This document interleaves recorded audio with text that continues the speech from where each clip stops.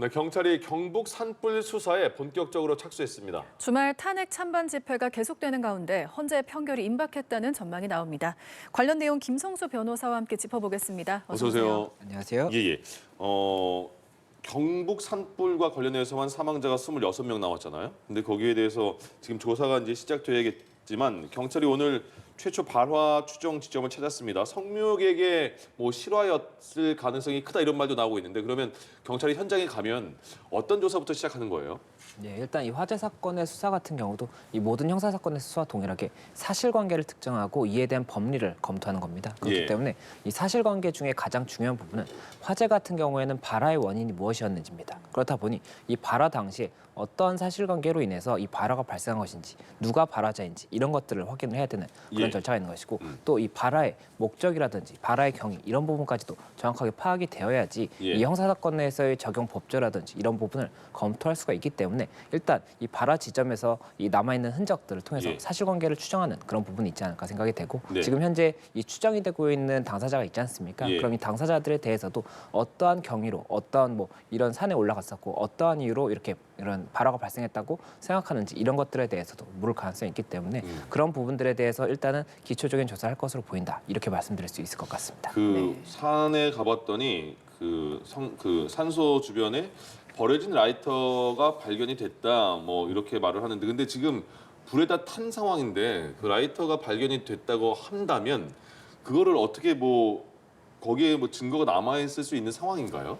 예, 만약에 라이터가 그 현장에 남아 있었다고 한다면 그 라이터가 중요한 증거가 될 수도 있습니다. 다만 그 라이터가 누구의 것인지도 중요한 부분이 될 수가 있는 것이고 또 해당 라이터가 어떠한 발화의 원인이 되는 이 사유 중에 하나가 됐을지 이런 것까지도 파악을 해야 되기 때문에 그런 부분까지도 파악하기 위해서 경찰이 수사를 진행한다 이렇게 볼 수가 있는 것이고 그에 따라서 일단은 말씀드렸던 것처럼 발화 지점의 현장을 확인을 했지 않습니까? 그러면 여기서 또 불이 어떻게 이동했는지 이런 것들도 나올 수가 있는 것이고 또 한 가지가 이 당시에 지금 현재 지목되고 있는 용의자가 있기 때문에 용의자에 대해서 이것이 본인의 라이터가 맞는지 그리고 맞다라고 한다면 혹시나 이것을 통해서 발화가 발생한 것은 아닌지 이런 부분을 확인할 것이기 때문에 그런 부분까지도 종합적으로 볼 것이고 특히나 이 형사사건이라는 거는 수사를 할 때 이 사람의 진술도 참고를 하겠지만 이 전체적인 사실관계를 실체적으로 확인하기 위해서는 이 진술 외에도 나머지 증거들이 같이 확인이 돼야 됩니다. 그렇기 때문에 그런 부분까지도 종합적으로 파악하는 그런 절차를 거칠 것이다 이렇게 말씀드릴 수 있을 것 같습니다. 네.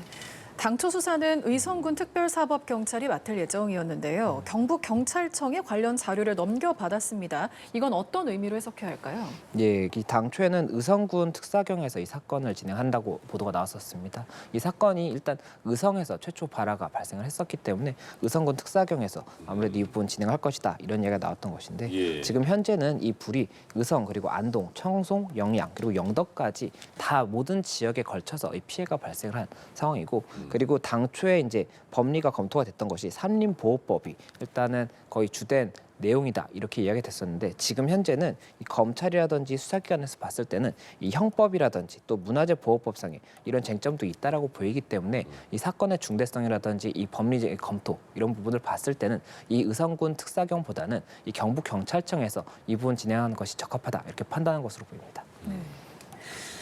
이번 산불로 많은 분들이 돌아가시기도 하고 또 다치시기도 하고 문화재 피해까지 왔잖아요.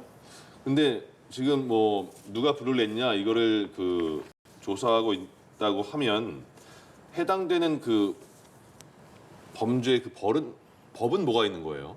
예, 일단 이 부분이 형사적인 부분 그리고 민사적인 부분 두 가지로 검토를 해볼 수가 있을 것 같습니다. 그래서 형사적인 부분을 말씀을 드리면 우선은 산림보호법이 검토가 될 수가 있습니다. 이 산림보호법 53조를 보면 이 산림보호구역 또는 보호수에 불을 지른 자는 7년 이상 15년 이하의 징역에 규정을 하고 있고 이 타인 소유의 산림에 불을 지른 자는 5년 이상 15년 이하의 징역을 규정을 하고 있습니다. 그 방화라는 건가 보죠? 불을 고의로 이제 한 경우에 그렇게 되는 겁니다. 그리고 이 사망을 보면 자기 소유 산림에 불을 지른 자는 1년 이상 10년 이하의 징역이고 이 사망의 경우 자기 소유 산림에 불을 질렀는데 이것이 타인의 산림까지 번져서 피해를 입혔을 때는 2년 이상 10년 이하 징역입니다. 그리고 이 53조 5항을 보면 과실로 인한 경우입니다. 이 과실로 인해서 타인의 산림을 태운 자나 과실로 인해서 자기 산림을 불에 태워서 공공을 위험에 빠뜨린 자는 3년 이하의 징역 또는 3천만 원의 벌금형을 규정을 하고 있거든요. 그렇다 보니 일단은 이 산림보호법에서의 이 벌칙 규정이 검토가 될 것이다. 이런 이야기가 나왔던 것이 있고 또 이제 형법을 말씀을 드리면 이 형법 같은 경우에는 167조에 일반 물건 방어죄가 있습니다. 그래서 이 불을 놓아서 이 일반 물건을 이 방화를 해서 공공의 위험을 발생하게 한 자에 대해서도 1년 이상 10년 이하의 징역을 규정을 하고 있기 때문에 이 부분도 검토가 될 수 있다. 이런 이야기가 나오는 것이고 또 형법 170조에 실화입니다. 여기 같은 경우는 이제 과실로 불을 이제 발생시킨 경우라고 볼 수가 있는 것이고 이 과실 같은 경우에는 이 부분 이 실화의 경우 1,500만 원의 벌금의 형을 규정을 하고 있기 때문에 이 부분도 쟁점이 될 수가 있습니다. 그리고 마지막으로 지금 이 문화재도 일부 소실된 상황이 있지 않습니까? 그렇다 보니까 이 문화재보호법상의 92조의 이 손상 관련 죄라든지 아니면 94조의 형법을 준용할 수 있는 죄 이런 부분이 있는지까지도 검토를 하겠다라고 이야기를 했기 때문에 이렇게 되면은 일단 이 최초 발화 원인과 관련해서 이것이 어떠한 원인으로 발생했는지 이것을 그 사실관계를 명확하게 하는 것이 가장 중요할 것으로 보이고 이에 따라서 어디까지 법리가 적용될 수 있을지 이것까지도 수사가 이루어질 것이다 이렇게 보입니다. 그러니까 뭐 징역형이나 아니면 벌금형이 뭐 3년에 3천만 원 이렇게 예시가 나온 거는 그렇다 치더라도 그게 문제가 아니고 지금 많은 분들이 돌아가셨고 그다음에 재산 피해가 엄청나잖아요. 집이 다 타버렸는데 그런 거에 대한 그 피해 보상은 그 실화자에게는 물을 수 없나 보죠. 예, 앞서 말씀드렸던 것처럼 지금 두 가지로 이제 법리를 검토를 해야 됩니다. 형사 부분 그리고 민사 부분이 있는 것이고 앞서 말씀드렸던 이 법조항은 형사적인 부분입니다. 그렇죠. 그래서 이 형사적인 부분은 어떠한 사람이 어떠한 행위에 대해서 처벌을 하는 개념이라고 볼 수가 있는 것이고 이 민사 같은 경우에는 누군가가 특정인의 행위로 인해서 손해를 입었다라고 한다면 이에 대한 배상을 청구할 수 있는 것이 소송을 걸어야 되는 거예요. 볼 수가 있는 것이고 그렇기 때문에 이 소송을 통해서 검토를 할 수가 있습니다. 그리고 이에 대해서 어떠한 사람의 특정인의 행위로 인해서 내가 어떠한 손해를 입었다라고 한다면 그 해당 행위를 한 사람에게 손해배상을 청구를 할 수가 있는 것이고 이것이 이제 민사소송인 겁니다.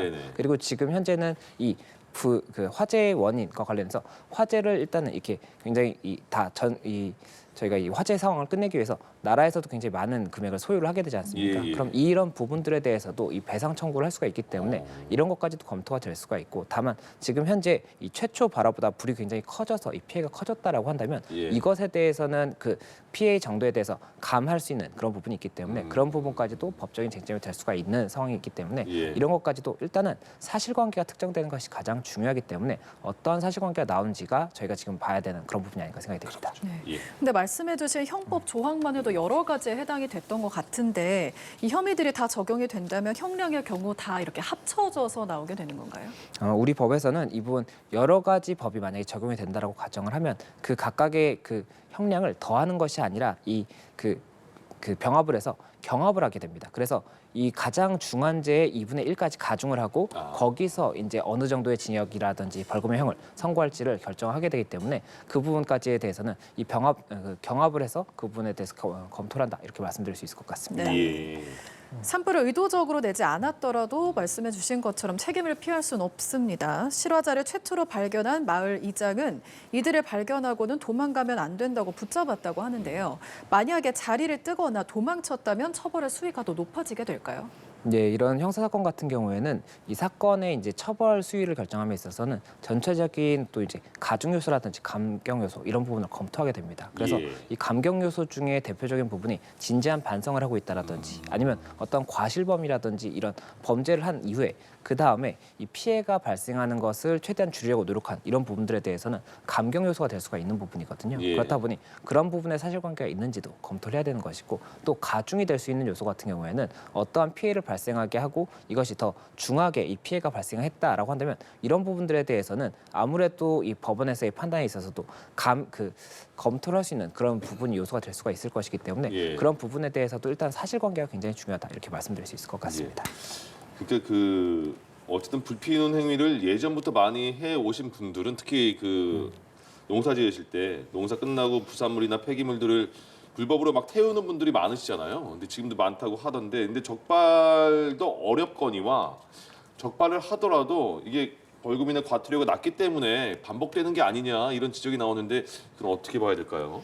네, 일단은 이 산림보호법에서 이 벌칙 부분에서 말씀드렸던 이 자기 소유의 산림에 불을 지른 자에 대한 처벌 규정도 있지만 이 통상적으로는 이 산림에 이 불을 피우거나 불을 가지고 들어간 사람에 대해서는 과태료 규정이 있습니다. 그리고 이 과태료 규정이 500만 원 이하로 이제 명시를 하고 있기 때문에 과태료 자체도 굉장히 적어서 이런 부분들에 대해서도 조금 더 경각심을 주기 위해서라도 그 기준을 높여야 되는 것이 아니냐 이런 이야기는 나오는 것 같습니다.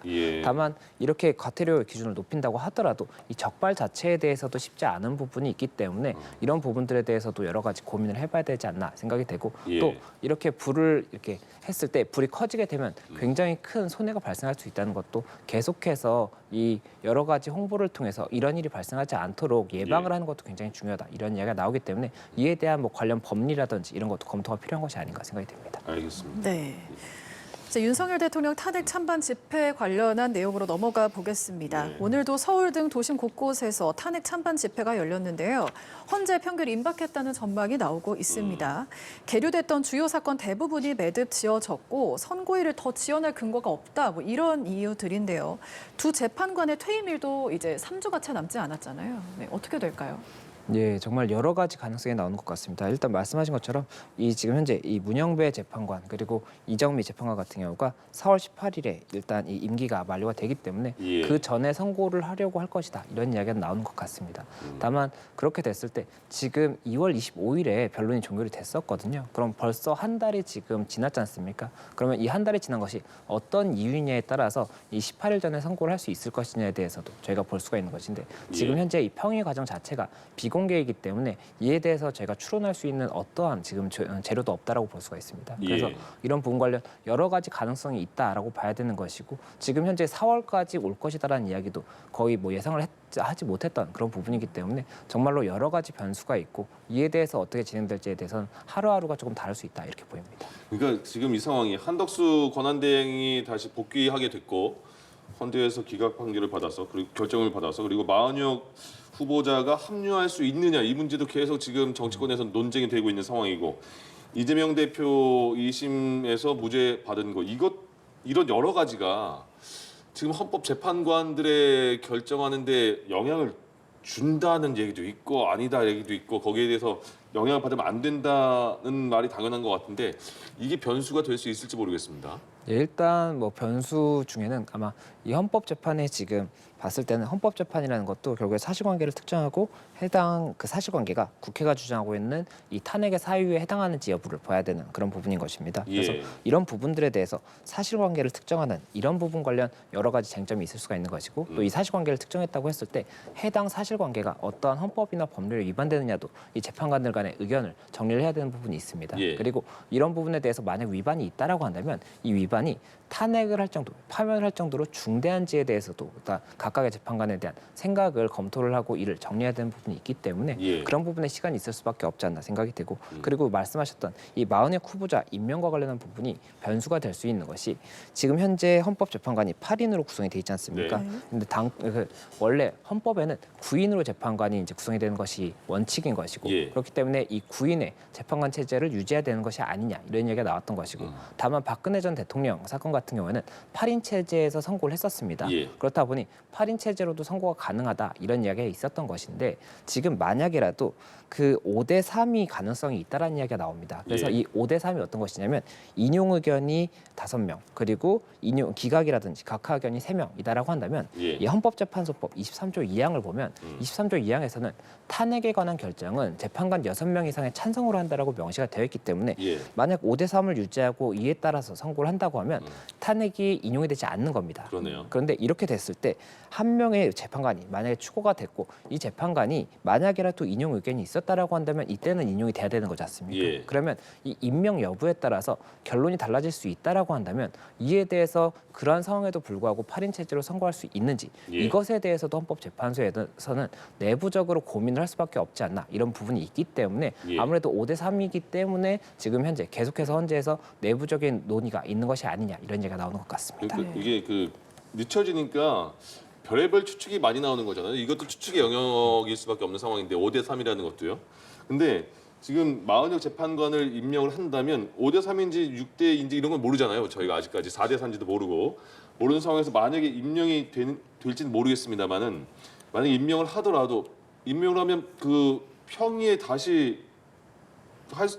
참석할 수가 있는지 평결에도 참석할 수 있는지 그게 지금 되는 거예요? 예, 그 부분에 대해서도 쟁점이 있을 수가 있습니다. 만약 지금 현재 이야기가 나오는 부분이 일단은 이 우원식 국회의장이 한덕수 권한 대행에 대해서 마은혁 후보자 불임명 관련한 부분을 권한쟁의 를 이제 심판을 지금 청구했다는 이야기가 나오는 것인데 이 권한쟁의 심판 같은 경우가 국가 기관 간에 어떠한 권한에 대해서 침해를 받은 부분이 있다라고 한다면 이에 대해서 다투는 것이고 지금 국회에서 최상목 대행에 대해서 이 권한쟁의 심판을 청구했었고 이에 대해서 헌법에 위반된다는 판단을 받았지 않습니까? 그런데 그럼에도 불구하고 마은혁 후보자가 임명이 되지 않았던 상황이었는데 한덕수 총리에 대해서도 그렇다면 똑같은 그 사실관계라든지 법리를 통해서 주장을 한다고 하면 동일한 판단이 나올 가능성이 있습니다. 그러면 이에 대해서는 이 부분 일단 판단이 나온다고 하더라도 또다시 임명하지 않으면 어떻게 되느냐가 있는 것인데 지금 이번 권한쟁의 심판과 함께 청구를 했던 부분이 이 임시지 부여 가처분 신청이 있는 겁니다. 네네. 그래서 이 가처분 신청이라는 것은 이 소송이라든지 이런 판단에 있어서 이 부분 결정이 늦어진다라고 한다면 이 피할 수 없는 이런 손해가 발생할 수 있다라고 한다면 이에 대해서 가처분을 통해서 일단 이 지위라든지 이런 것들을 일단 임시적으로 판단을 받는 그런 것인데 만역 재판관. 예, 맞습니다. 그래서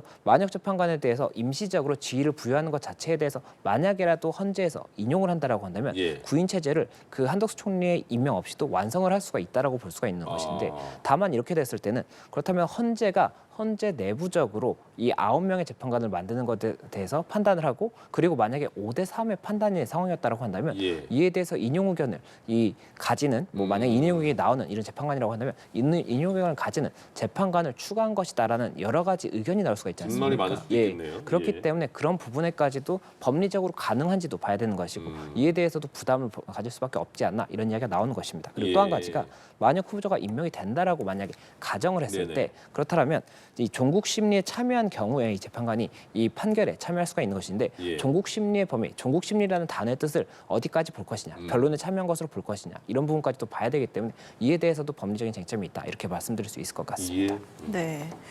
최근 평의 시간이 짧아졌다는 얘기가 들립니다. 이제 재판관들이 결론을 낼 수 있을 정도로 논의가 성숙했다는 해석이 나오는데 이 해석에 대해서는 동의하시나요? 어떻게 보시나요? 네, 그 부분에 대해서도 일단 그 평의 자체가 공개가 되지 않고 있지 않습니까? 그렇다 보니 짧아졌다라는 이야기도 정말로 이게 공식적인 이야기일 것인지 아니면 일부의 추측일 것인지 이런 부분도 봐야 되는 것 같고 그리고 평의 시간이 짧아졌다는 것도 여러 가지 해석이 가능할 것 같습니다. 이게 정말 이 논의할 부분이 많이 없어졌기 때문에 짧아졌다고 볼 것인지 아니면은 계속해서 지금 한 달째 평의를 했는데도 아직까지 합의점이 나오지 않았던 것이라고 한다면 계속해서 길게 이야기해도 합의점이 나오지 않을 것이기 때문에 짧은 평의가 이루어지고 있는 것인지 여러 가지 가능성이 있기 때문에 그런 부분들에 대해서도 추측만이 가능하지 않을까 생각이 됩니다. 네, 그럼 이렇게 평의 시간이 짧아진 이후에 이제 남은 내부 절차는 어떻게 진행이 되는 건가요? 예, 일단 평의가 완결이 된다라고 한다면 이제 편결을 하게 됩니다. 이 편결을 하게 되고 이 편결에 따라서 이 결정문 초안이 작성이 됩니다. 그럼 이 초안을 이제 다시 한번 검토해서 최종안을 만드는 작업이 있겠죠. 그리고 이 최종안이 나오면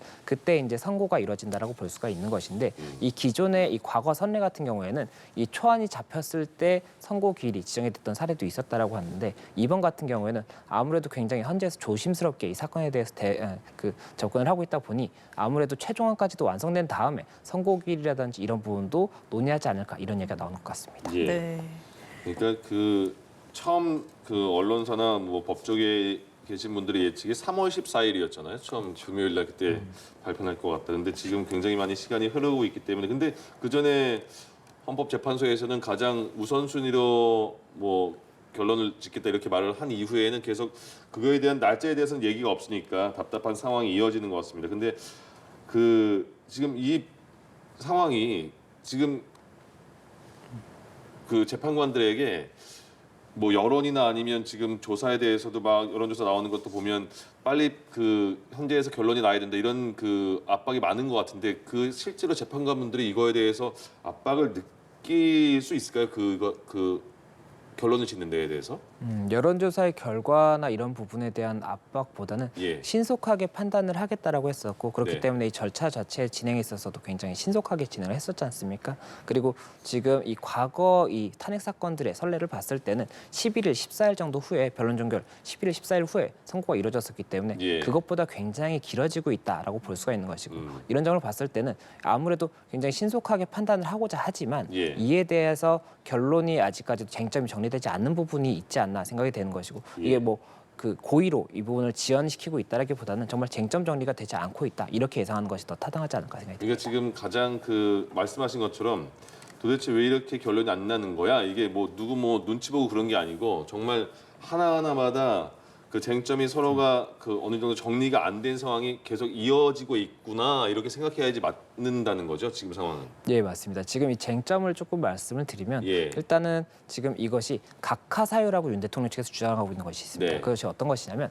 국회에서 소추 의결이 될 당시에는 형법상의 내란죄가 굉장히 주된 부분이다라고 명시가 되어 있었는데 예. 그 부분이 지금 형법상 내란죄에 대해서는 헌재에 올라와서는 다투지 않겠다라고 이야기를 했습니다. 그리고 윤 대통령은 이 부분 관련해서 만약 그 부분이 빠진다라고 한다면 다시 소추 의결을 받아야 된다. 굉장히 중대한 부분의 변화다라고 예, 이야기했기 국회에. 때문에 그렇죠. 예, 예. 그래서 이것에 대해서도 그럼 헌재에서는 일단 검토를 해봐야 되는 부분이 있을 것이고 그리고 그 다음에 사실관계 인정에 대해서도 굉장히 많은 쟁점이 있습니다. 예. 지금 5가지 정도의 이 탄핵 사유를 들고 있고 이에 대한 각각의 사실관계가 있는 것인데 예. 이에 대해서 윤 대통령은 사실관계에 대해서 다르게 주장을 하고 있거든요. 그렇다면 어느 쪽의 사실관계 주장이 맞는 것인지에 대해서 증거를 통해서 확인을 해야 되는데 어느 증거까지 채택을 할 것인지 증거 능력이 어디까지 인정되는 것인지 이에 예. 대해서도 법리적인 부분도 있고 사실상의 이런 논의도 필요한 부분이 있기 때문에 여기서도 또 여러 가지 이제 이야기가 길어질 수가 있는 부분이 있습니다. 예. 그리고 또 말씀드렸던 것처럼 이 사실관계가 있다고 하더라도 이 법리나 헌법상의 위반이 되는지에 대해서도 각각의 재판관마다 의견이 다를 수가 있는 것이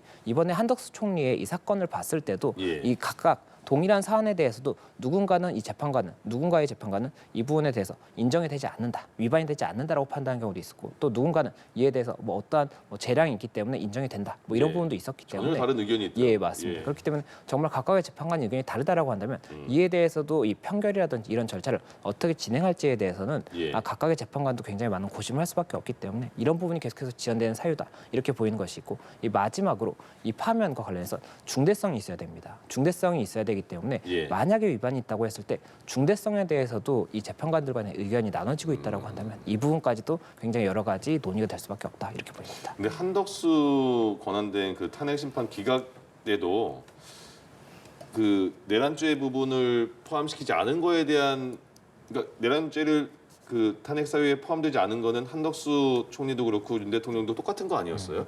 근데 거기에 대해서 어쨌든 한덕수 총리는 그거에 대해서 헌재에서 그럼 넘어간 건지 뭔지 모르겠네요.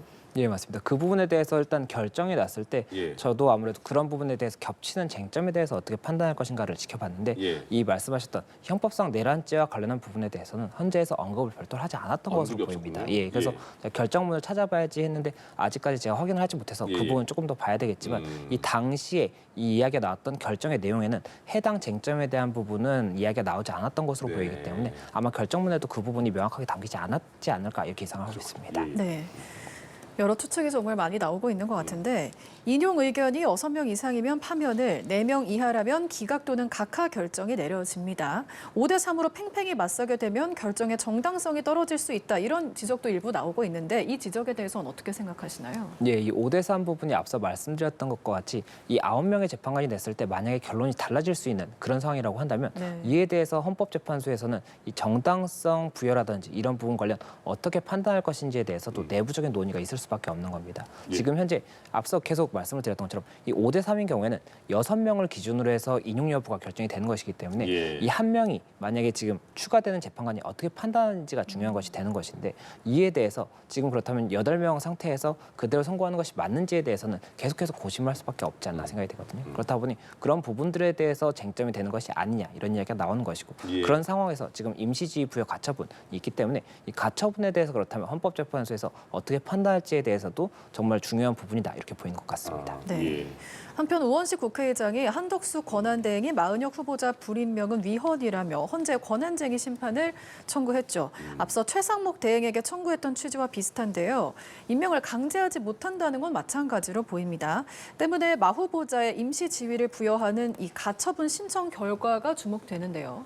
예, 맞습니다. 말씀드렸던 것처럼 이 임시지휘 가처분 결과에 따라서 만약이라도 부여할 수 있다라고 한다면 이 마은혁 재판관 후보자가 이 부분 이제 참여를 해서 실제로 이 평의에도 참여할 수 있는 것이 아니냐 이런 얘기가 나오는 것이고 가능성이 있을까요? 같은 그 받아들일? 부분에 대해서는 정말 여러 가지로 봐야 될 것 같습니다. 헌법재판소 내부에서도 이에 대해서 의견이 나뉠 수가 있을 것 같습니다. 그렇기 때문에 어떻게 판단되는지를 봐야 되는 것이고 만약에 이 탄핵 사건 같은 경우에는 6명 이상이 찬성해 있지만 그 외 사건 같은 경우에는 이제 과반수를 기준으로 본다라고 볼 수가 있기 때문에 그렇다면 이 재판부의 과반수가 어떻게 보는지가 가장 중요하지 않을까 생각이 됩니다. 네.